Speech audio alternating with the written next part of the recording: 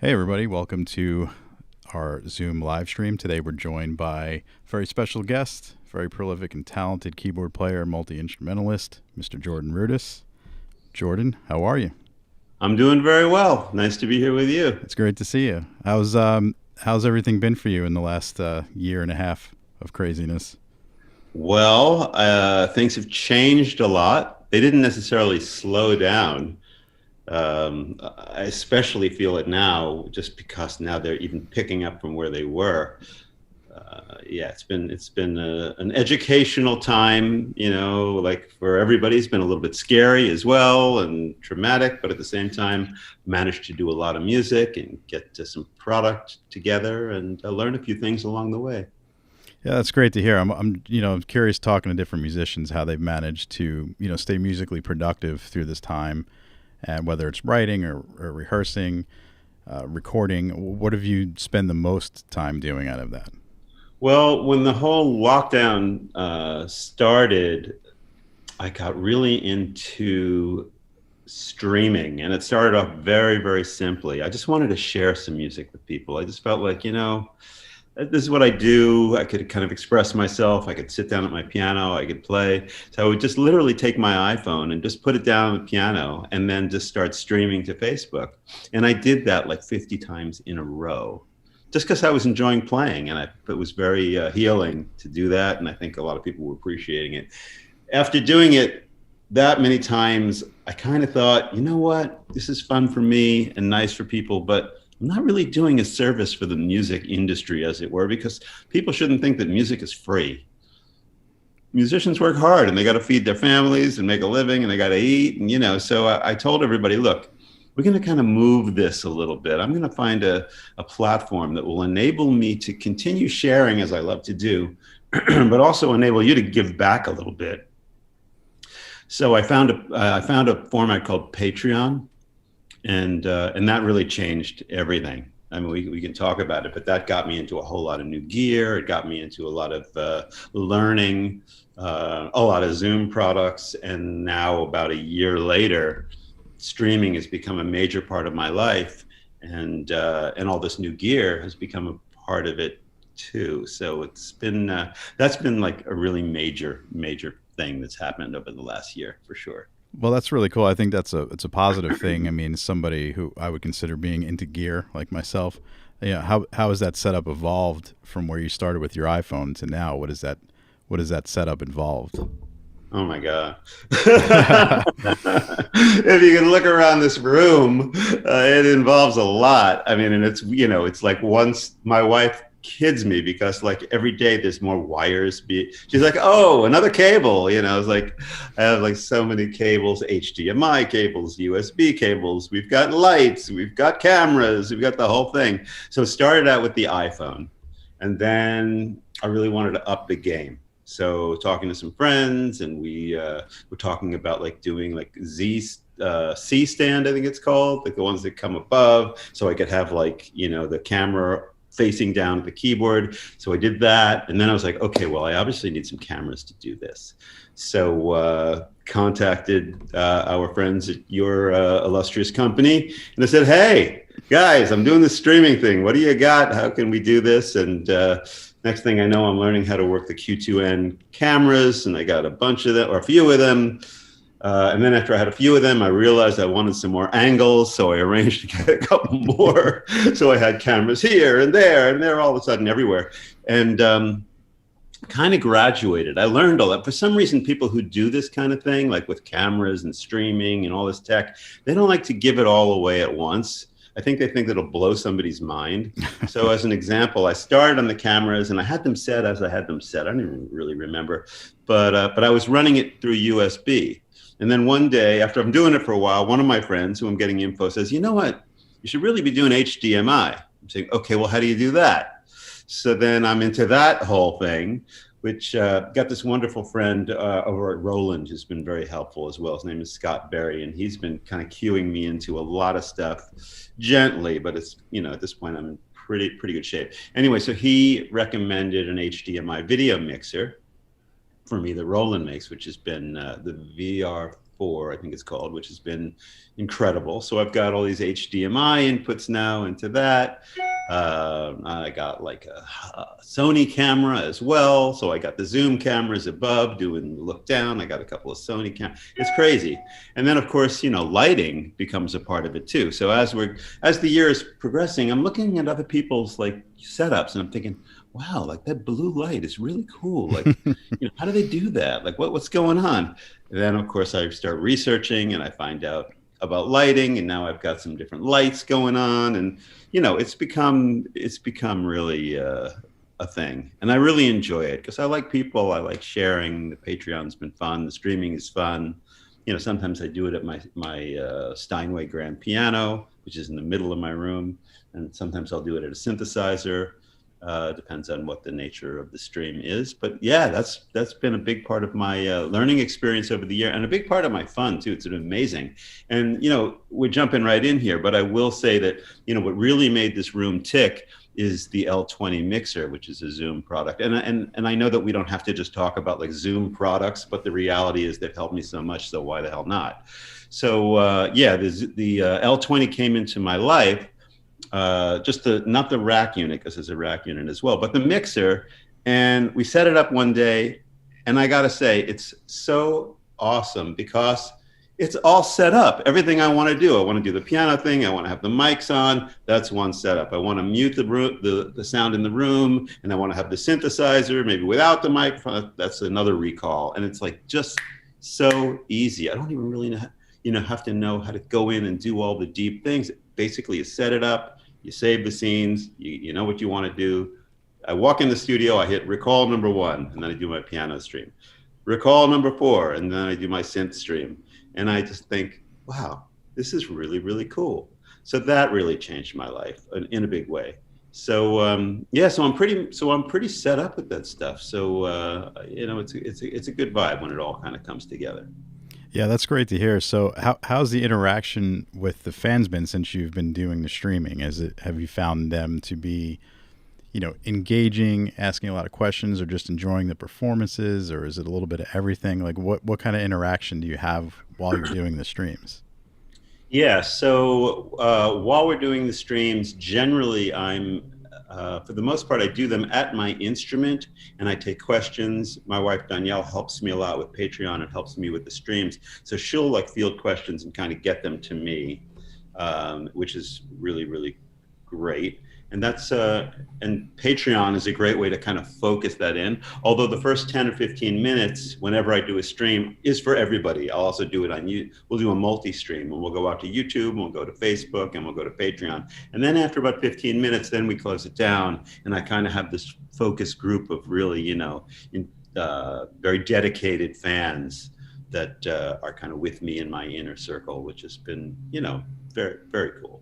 That's really cool. I mean, it's a good way to keep, during this crazy time, keep connected to your fans and keep being able to perform what you love to do.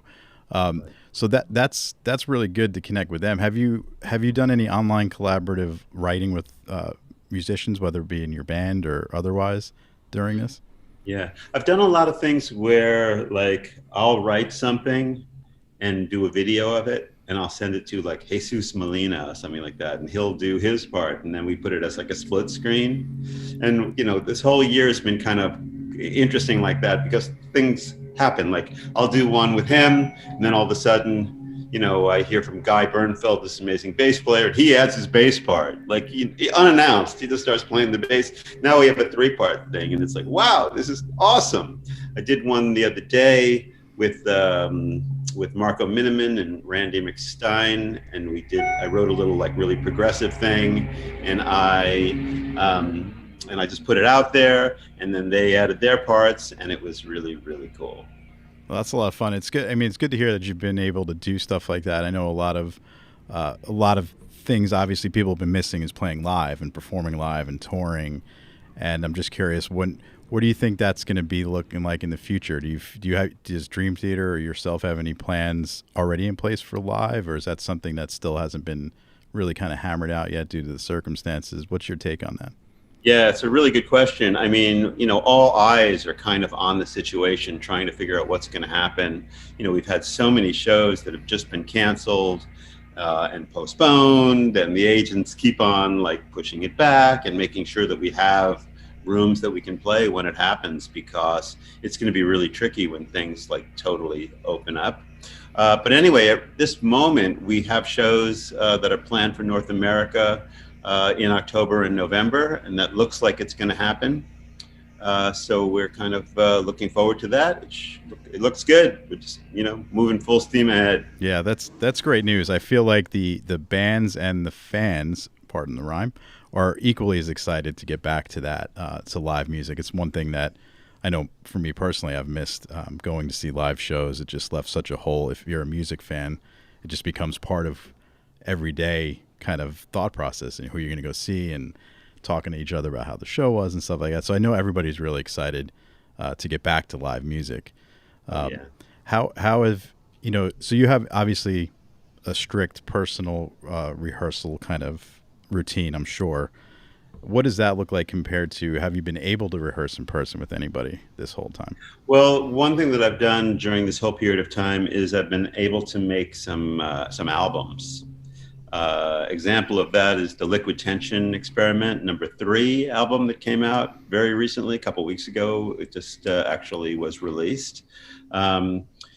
It wasn't necessarily easy to make that happen because we had to be very strict as far as our own guidelines and, the recommended guidelines. So we all got tested, and then we all promised each other we'd really lay low after the test. And we kind of got together and created a new social bubble. So all of us, me, Mike Portnoy, John Petrucci, and Tony Levin, we got into our studio. Our Dream Theater studios are out on Long Island, and we just met there and we worked. We were there for almost a few weeks and wrote all the music and made it happen after over 20 years. I will say the previous Liquid Tension Experiment album #2 happened 22 years ago. Wow. So it's one of the things that COVID actually helped to make happen, which, hey, small favors. Yeah. I mean, it seems to me that you've been able to take this whole situation and find all the positives in it and stay productive, which is great. That actually, the writing thing kind of segues into something that I wanted to ask you, and I think people will be curious, as a, classically trained piano player and also really into synthesizers that vary in technology. One of the questions I would have is, do you often start with the sound design of your keyboard parts first, or do you work on the arrangement first, and how do they drive each other? That's an excellent question. Well, let's look at the Liquid Tension experiments, the way that worked. Yeah, I was in the studio. I had my Korg Kronos there. I think of a part and I have sounds that I can kind of quickly go to that are going to be in the ballpark for being the right kind of sound. So usually I have in my head for what I want to do the type of the type of sound that it is. But I can work either way. I'll be at a piano. I can kind of almost sketch things out at a piano, or it usually happens more in my studio when I'm working on maybe my own stuff or something like that, or Wired for Madness, which is my last solo album, where I'll call up really interesting timbres and they're really maybe exotic or they're cool or whatever they are, and they can kind of influence what I'm going to play. I was playing something by a friend of mine who goes by the name of Heinbach, who's an electronic musician, just put out a really cool sample library under Spitfire. And when I was playing those sounds, the sounds dictated what I was going to play. So it wasn't like I had anything in mind, but I put my hand down on the sound and it went whop, and I went, oh, I'll play that, and that's definitely an approach that I enjoy and that I use. But again, there's the other approach too, which is more coming maybe from almost like a piano kind of a headspace, where you're just going to flesh out this harmony and this rhythm. Maybe use a piano sound, maybe not, but at least there's a way to kind of make it happen on that instrument. That's really cool to hear. I've always wondered about that when you have, someone like yourself who has, a myriad of things at your disposal, whether it's a, grand piano or an analog synth or modular synth or even an iPad synth. What kinds of, what do you think is the most, or I should say the easiest to sit down and kind of work that out on? Would it be like a workstation type scenario? It's always good to have like, a workstation around because that way I can get to things very quickly. And there've been times where I've been like writing with one of my groups, Dream Theater, Liquid Tension, whatever, and I'll have multiple keyboards just so I can put my hands on things quickly. A piano, a string sound, an organ sound. For the last LTE, partly because of like COVID stuff and not wanting to go through a whole lot of hassle with all that, I just had my Kronos, which is a workstation, so I could call up a sound very quickly, which is helpful. Like, let's try an organ sound. This is going to be some kind of strings, knowing that I'm going to replace it some other time. For the LTE album, I actually did all the final keyboard tracking at home, which was really, really fun for me because I have an enormous sonic palette inside of my computer with all the software. And, I could take my time and really just kind of look around and see what I wanted to do. If there's an organ sound, I can find like the best one. But like something like Rhapsody in Blue, which we did an arrangement of Rhapsody in Blue. And I was kind of like the orchestra and the band and the sound effects and the piano player and the steel drum player and the this and the that. Everything was there and I really colored it. So I took my time. I try out different timbres. I could experiment and kind of paint this very, very colorful picture with all the sounds. So that's kind of a process of, thinking it, kind of imagining something and then going for it, or even just like throwing colors at the canvas, if you will, and saying, oh, maybe, and then maybe turning a knob or tweaking something and going, yeah, that's cool. So everything is very morphable in that sense. Right. And that's actually a great segue into another question. So when you're working on solo material, for example, do you tend to write as you record, being that a lot of things are software driven and you're further than computer? Or is it, how important is it to separate from the computer for a little bit and just be at a standalone instrument so that you can generate ideas? Like, do you have, what is your advice to balance those two? Yeah, so like when I did my solo album, which was called Wired for Madness, it was very much about me being in front of my workstation keyboard and my computer. And the project started off where I would sit there and I'd kind of like record like 16 bars and just really craft it and do everything and just be in that space. And then maybe that day ends and the next day I come in and I go, okay, well, let's see where I'm going to go. And then again, in front of the machine, doing different things, maybe letting a sound inspire what I'm going to do, or I think of something that's just a musical idea that I can flesh out again, like with a piano sound or something like that. But that kind of work is very much at that complete computer and keyboard workstation. But there's also a part of me that operates in a different way, which is as an improviser. My latest solo album is a very, very gentle, mellow album, which was kind of like a musical diary of our times. I call it A Chapter in Time. Very kind of spacey piano, but a lot of ambient kind of like effects on it.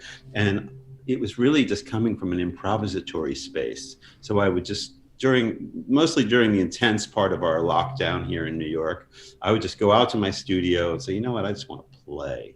And I just find a cool sound, find a nice piano, but put some interesting granular reverbs on it. Maybe use like this company called Output that makes this thing called Portal, which is awesome, beautiful granular effects. Or I would use like Native Instruments Noir, which was a really great piece of software, which lets you hear like the felt of the piano, and you can dial in how much of the pedal noise you want and the mechanics of the piano. Audio Brewers sent me this thing with this amazing surround sound kind of piano thing. So I would just call up the sound, but then I just play. So it really didn't, all the computer was doing was capturing it, just like it could have been tape. Right. And that's a really beautiful kind of comfortable way to work as well. But I have to say that I enjoy all those different ways of working, whether it's very kind of computer intensive or if it's just go in, have a beautiful sound and just play. Right. So it's a balance between the two. It's a balance. Yeah. That's cool. So how is that, all of that experience? I know, you've done several iPad apps that are synthesis and things of that nature.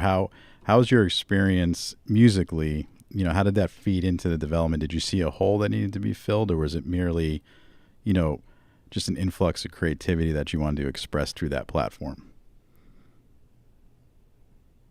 Sorry, that started a while ago. The whole like iOS thing. Right. I was inspired by the multi-touch idea. Even before the iPhone made any like good sounds at all, or even look cool in any way, shape, or form, I was thinking about what you could do with touch. And I started when the year that the iPhone was released, I came out with an app called MorphWiz that actually kind of fused together the audio and visual space. So as you played a note, it would kind of like morph between waveforms, but also morph between these visual icons I had for each waveform. And that really got me into it. And it was a good start because it was a really cool app. I had a great programming partner, and we just created something cool. So it kind of paved the way for me to do a lot of cool stuff in that space. And these days I use my own software on stage and in the studio. I use something called GeoShred, which is a really cool piece of software that I developed in a partnership with some of the guys I met out of Stanford University. It's based on physical modeling, which is a really, really cool kind of technology. It really adds this whole nother level of expression, which I love, which I have in front of me. Oh, Change yeah. it up. But play a couple notes for you. That would be great. Let's see if we can do that. Like,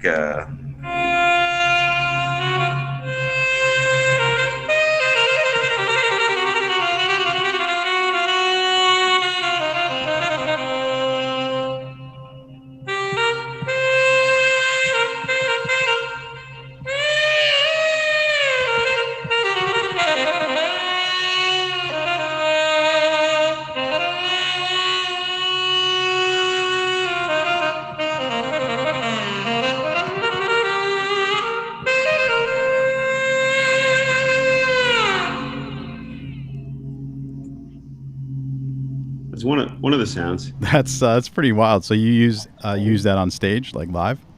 I do, yeah. I don't necessarily play the sax sound, although I shouldn't say that. I have played the sax sound, but most people have heard GeoShred with one of the kind of like the first sounds that it came out with, which I can show you. Let's see. This is kind of fun. Yeah, this one. Hopefully you can see it. Here. Let's see. I'll put this here. Yeah, there you go. So like this sound is cool. You can get some feedback.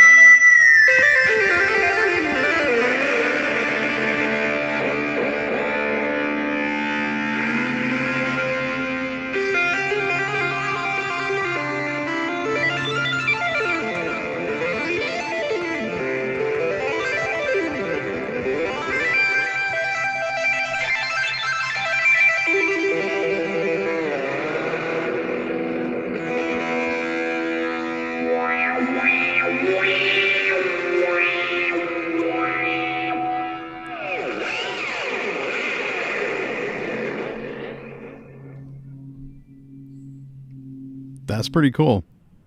Yeah, GeoShred is a thing. Got So a lot of GeoShred players out there who use this as like their main instrument, which oh is yeah, I was gonna. especially over in India. Oh They really really? pitch the control of pitch. Right, They right, do right. amazing things with pitch. So yeah, I was Yeah. gonna say for the benefit of those watching, I'm assuming you can find that on the App Store Yes, currently. you That's can. cool. It runs on iPad. It runs on iPhone, and it's all based on physical modeling. And it's got some really, really beautiful sounds. I just used the cello actually on the latest Dream Theater album. I'm not allowed to talk too much about the Dream Theater album, but I'm putting the cello, which is beautiful.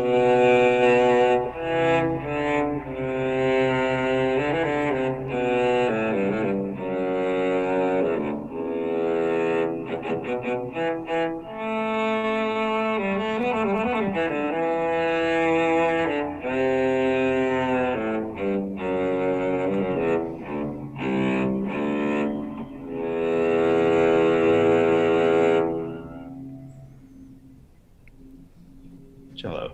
That sounds great. Do you find the alternative, I'll call it musical input technologies such as multi-touch and some of like the Rolly keyboards and things like that? Do you feel that that's unlocked, expressions that were not possible on traditional instruments and kind of give you ideas that you might not necessarily had being on a traditional key bed?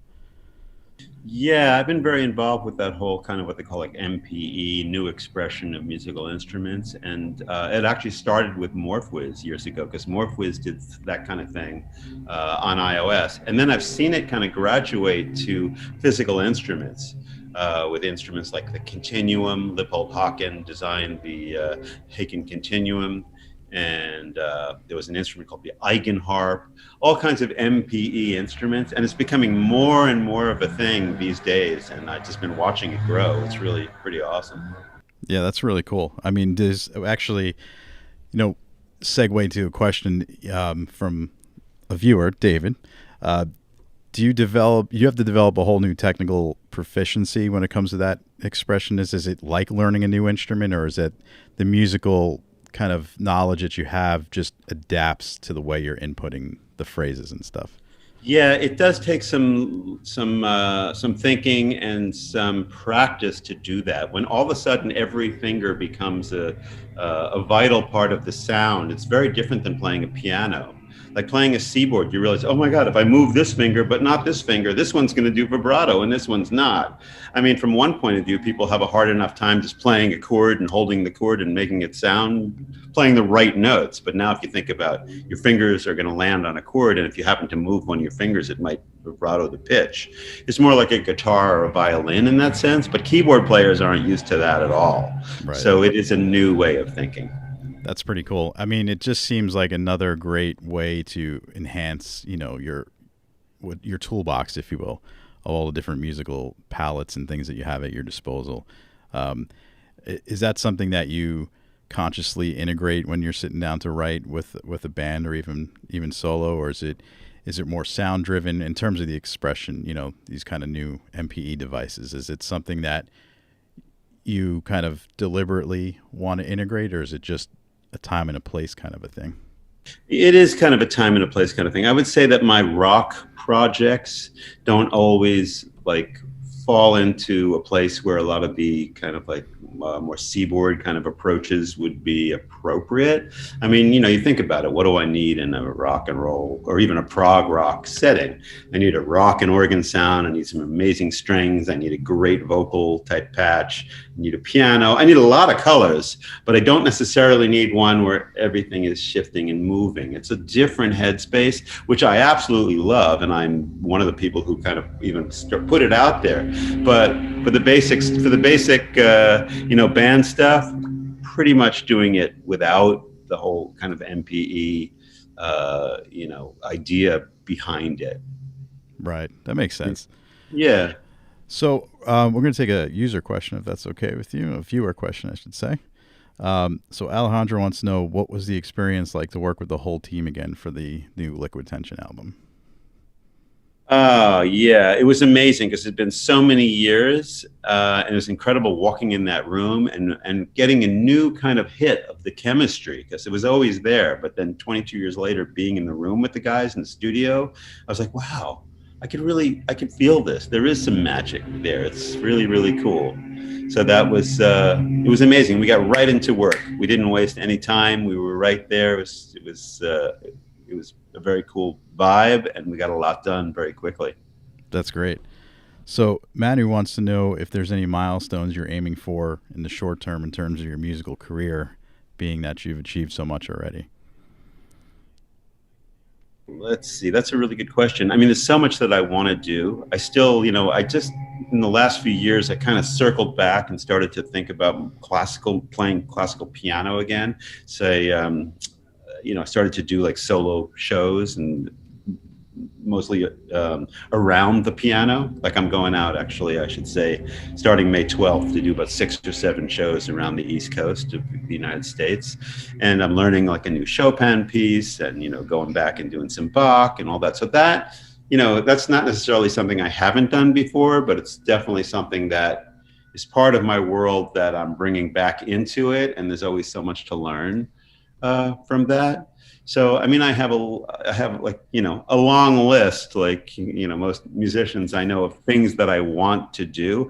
I would say a big thing that I'm looking forward to becoming more involved in is working with spatial audio, like 3D audio and ambisonics and, you know, all this kind of stuff where you really can accurately move the sound around the room. I love the concept of that. And actually, going to be this year going to be starting to do more of that as well. I've got some relationships in that world with people who are doing incredible 3D audio stuff. Right. So I'll start to you know, put out some projects like that will be in that domain. That's awesome. Side note, if you know, we do have ambisonic recorders here at Zoom, so we can there you go talk about that later. Right on. Right on. So a couple more questions here. Arizona wants to know what your favorite chord progression is. That's got to be a tough question. Yeah, my favorite chord progression. Well, of course, there's not any one chord progression that I'd say is my favorite, but I really am very passionate about learning harmonic ideas and how they kind of like feed into certain styles. And I guess what I mean by that is, like, if I think about the kind of music or the major influences in my life, like, you know, you look at like Emerson, like in Palmer, you know, and Keith Emerson, like what kind of chords did he use? Like that's a whole world of a particular sound. He was very like into suspended chords. He'd be doing like, you know, sus2, sus4, and you know, he didn't even feel the need to necessarily resolve the chords, and that's a different kind of thing. You know, that's its own thing, but it's a great sound, like a piece like Tarkus or something like that has a lot of that in it. It's cool. So I would learn that, and I like that vibe. I like those kind of sus chords. Another composer that I love is Tony Banks of Genesis, because he was always very much about doing kind of like chords over the same root. So he would keep the same note in the left hand, but then he would be changing chords in the right hand, and always created such a nice kind of a sound. I love that. You know, you look at an album like, well, it's a later album, but still, it's like Trick of the Tail. A song like Squonk is a perfect example, where you got this kind of Taurus bass pedal. It's just sounding on the one note, but then you got these kind of cool chords moving. It creates a sound. So in my life, I've really studied that, and I would go, I didn't so much like need or want to learn the exact song, but I wanted to learn what made it tick. So, and the good part about that for me is when I go into my own musical projects, I'm kind of like a real student of a lot of this. So if I want to bring in a little bit of this and I want to bring in a little bit of that, and I've also got the kind of head, which is, again, I don't need to learn the exact songs, but I kind of take in the information, and it goes into, think of it like making some kind of like a stew. So in my brain, it becomes this kind of like thing where I can spit it out and it becomes my own thing. You know, as they say, nobody lives, you know, in a closet. We all have our influences. But for me, the influences are from all over the place. And there's enough of them, of, you know, Indian music and prog music and classical and this and that they all come in and they come out in my own way.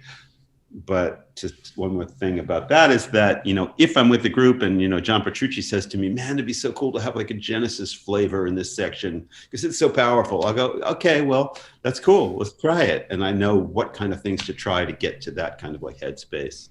Right. Sound. Yeah, that makes sense. I guess speaking of influences, you know, given, you know, your classical training started at a young age, so you have, I would imagine, a set of influences that are more composer, classical type, and then you have, you know, keyboardists like Keith Emerson, and they really kind of introduced like the technology and sound design of their time into that playing. So just out of curiosity, do you see those as kind of separate things, like the innovators in terms of the synth world and then the classical composer types, and you know, what have you gleaned from both of those into your own playing? Yeah, I mean, it's such an interesting thing. When I was going to Juilliard, you know, my focus was on piano and composition, but that was kind of like a second thing. And the people who were working with synthesizers were the guys who were making like weird noises, like bleeps and blops, like upstairs on the top floor, doing like, you know, weird, really weird stuff. But then, and I wasn't even that excited about that. But when I started to listen to like, you know, Tangerine Dream or like Tomita or some of these other kinds of thing, or Tonto's Expanding Headband, that really blew my mind, and that was really influential. And then, of course, you know, the keyboard players like Rick Wakeman or Patrick Moraz or Keith Emerson, that's when things started to really turn for me. And I remember the day that a friend of mine from high school kind of almost barged into my house with an old Moog synthesizer. I think it was a Moog Sonic 5 or 6. And just kind of walked into my room with it and gave me some headphones, and I put it on, and I discovered the fact that on a keyboard you could change pitch, which was an unbelievable concept to me because I grew up playing the piano. You play a note, it stops there. There's nothing you can do. And also, not only can't you change the pitch, but you can't change anything about it because after you hit it, it's going to ring. So hopefully you'll hit it well. So what I quickly got turned on to is, wow, I play this note, then I can move the filter slider or I can move the pitch bend. And I was blown away. I was like, oh my God, this is going into a whole nother part of my brain. So it started this whole like relationship with electronic sound. And to this day, I still feel almost like I'm one of two minds, one where I'm sitting at my piano, and that's like the acoustic headspace. And then if I'm in front of a synthesizer, that's the other headspace, and they're very, very different. And so I can really appreciate the composers and the people who are making music, not only for the pitches that they're doing and the rhythm, and the harmony, but also for the timbre that they're creating, because the timbre is a big part of it. Right. So I have to ask this now, you realize, but if there's any player, past or present, even if they're not with us anymore, if you could pick one person to jam with out of all those influences, who would you pick? Well, it's funny because, like I would probably not even pick a keyboard player. That's fair. And not for any particular reason, but I feel like I cover the keyboards, like myself to a certain point, enough that I'd want to play with somebody else. But I always felt, I guess it was the age that I grew up in and the kind of experiences that I had, but I always felt that like Jimi Hendrix was like the master of cool. I know that there are guitar players who could play with their, pinky toe what he played at this, the art of the guitar is, as we know, come to a ridiculous point where there's so many guys who are doing these virtuosic things. It's ridiculous. But that said, I always felt that Hendrix was like dripping from coolness. Like when he played a lead, even to this day, when I hear it, it may be simple compared to what the guys are doing out there, but there was something, he was just the master of cool. And I think whenever I play, especially when I'm playing leads and stuff like that, even though I'm in a different realm, like being with Dream Theater and all this stuff and the kind of music Hendrix was doing, I still try to capture maybe a little bit of that, a taste of that. Like, how can I do something that had a little bit of that kind of cool vibe that like a Hendrix was just wet with, if you will? It was just, that's what it was. So, if I could go back in time and just have a nice jam session with him and maybe trade some leads, that would have been really, really cool. That's a great answer. I can't argue with any of that. Cool, Jordan. So we're going to take a couple more viewer questions, if you don't mind, and then sure. We'll move on from there. So Marcus wants to know what your opinion is on keytars.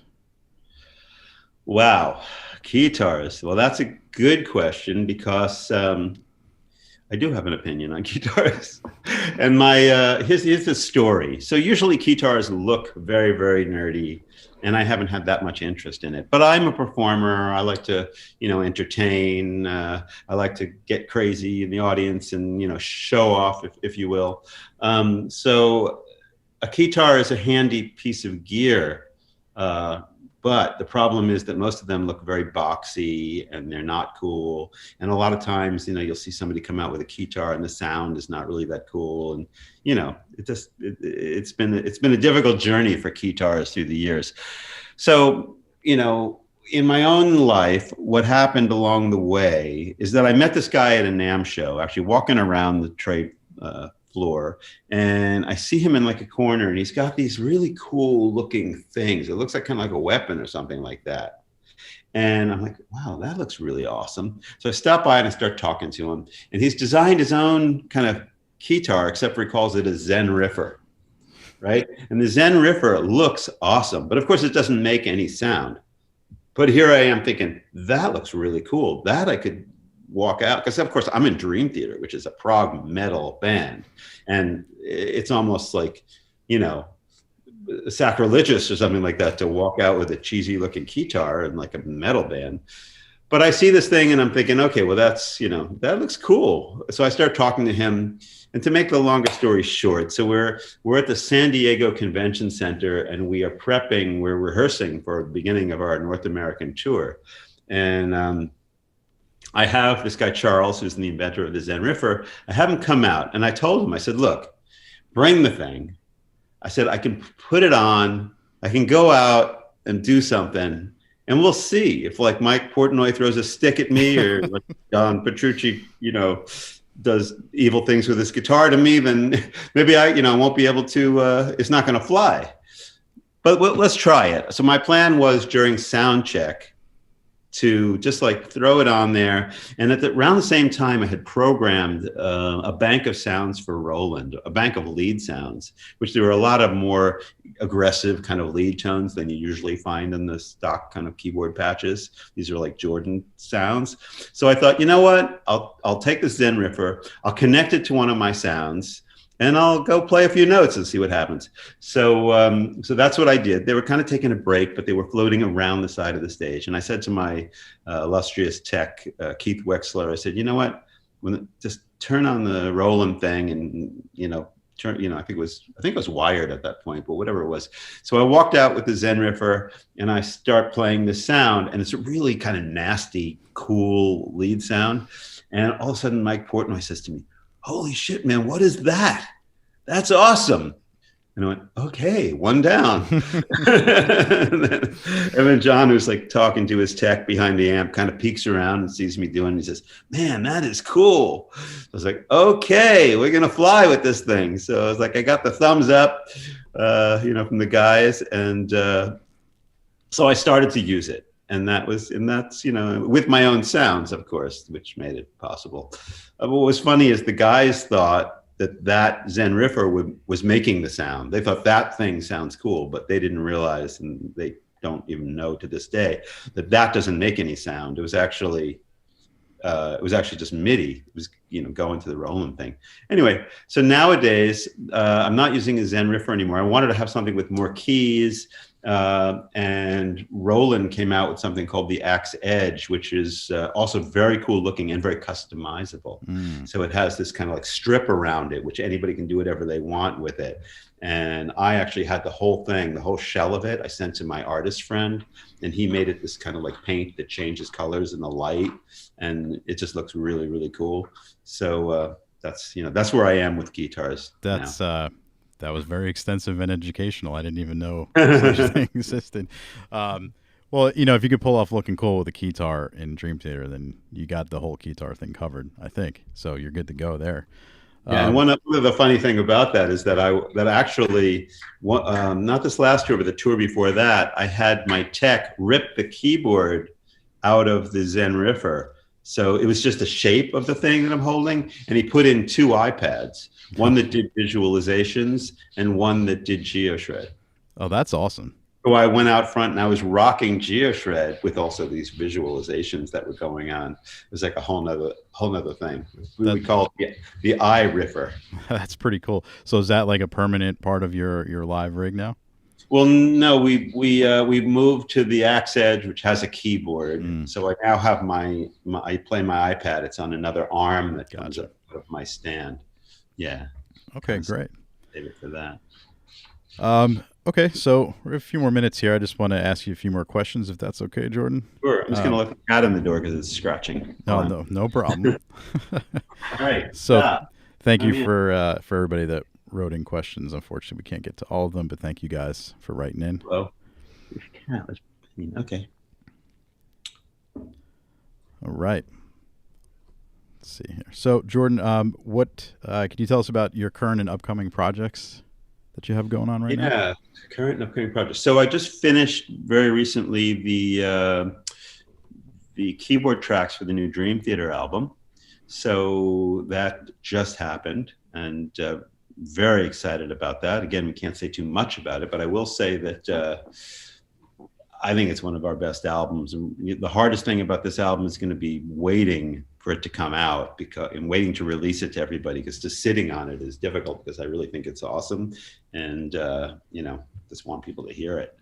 So that was cool. And then, as I mentioned before, so I'm embarking on a solo tour. The dates are all on my website. It's called a Chapter in Time tour. But what's going to be really, really fun about this tour is that I'm going to play a little bit of I've made piano arrangements of some of the new LTE stuff. So that should be really fun for people to hear. Not easy to do, but so I've got some LTE things that are really cool to play, some older stuff and some newer stuff, but then also music from my album, which is called A Chapter in Time, and a couple of Dream Theater things and some classical music as well. So if anybody's in the various areas around the East Coast that I'm playing, definitely come out and see me do my thing.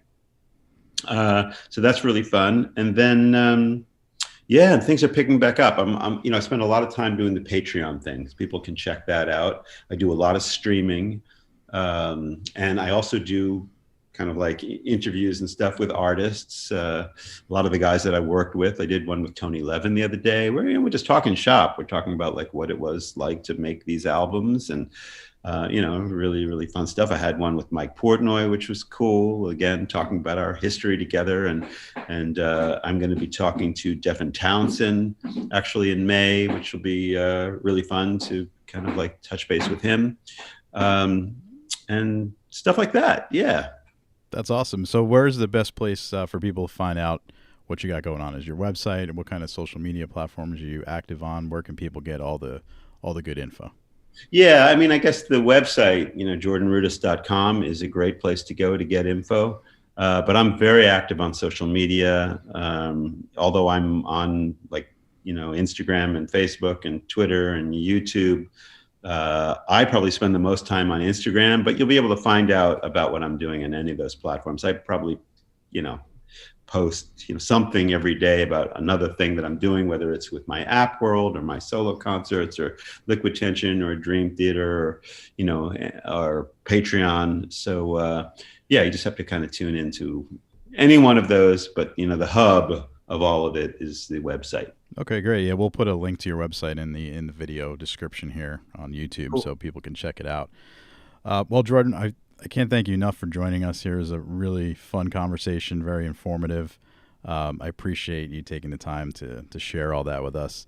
If there's one piece of advice you can give all the musicians and creators out there that might feel, frustrated with the last year and a half, what would be the best advice you can give them? Wow. Well, I mean, we're lucky as creative people that music is just so magical.